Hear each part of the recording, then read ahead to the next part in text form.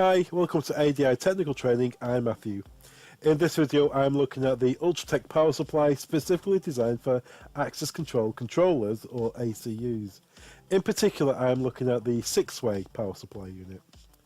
This housing has a unique design where up to 6 controllers from specific brands and the battery can be housed in single containment. The PSU houses up to 6 Paxton controllers. They can be the Net2 controllers, the I/O boards, the Net2 entry boards, Net2 entry repeaters, or Paxton 10 controllers. Okay, let's have a look at the wiring of the board. So on the board, when you get the controller, there's 2 boards inside. There's the main board at the top, which is the power supply rectifier, and then below that there's the relay board.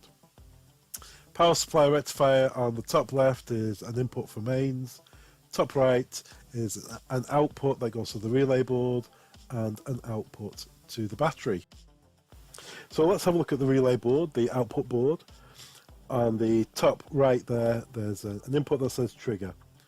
So the purpose of that trigger input is when an input is received, a suitable input is received, it will affect the outputs.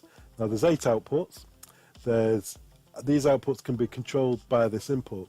So if you give it an input, either all 8 outputs can be turned off, or the selected inputs can be turned off. So on some doors you might have fail-safe locks or fail-secure locks, or maybe you're going to set this up where 2 outputs are just to supply power to the ACUs, and the other 6 outputs are going to control power for your locking devices. So that way, if the power is cut to the locking devices, it stays on for the controllers. Most problems we get in tech support are controllers being turned on and off or not cycled properly. So if you keep the power on, it will help with startup when the fire alarm's cleared.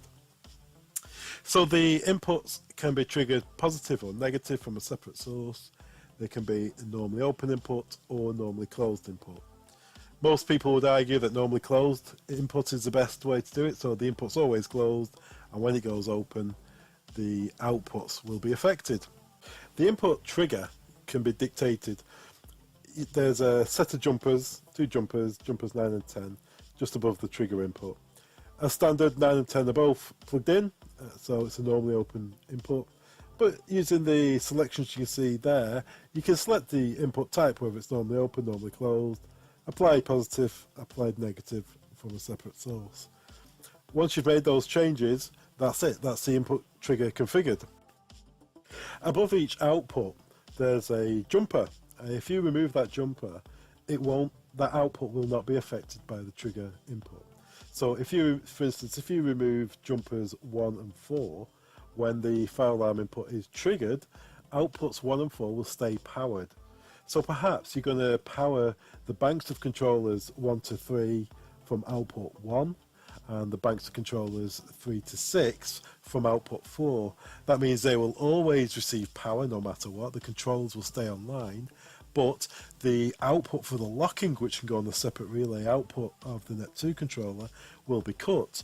So you're going to cut the power to all the locking devices, but keep the power intact for the access controllers. So by doing that, we're going to keep the controller stable. We don't need to worry about things like DHCP or cold start or restart problems. The controller's always powered. The LEDs will be on the readers as well, so people know the condition of the doors. And there we are. That's the Ultratech UT ACCESS PSU 6, looking at the configuration and output to suit access control. Thanks very much for watching. All the products mentioned in this training video can be found on our website. Links are below. Don't forget to subscribe. Thanks very much.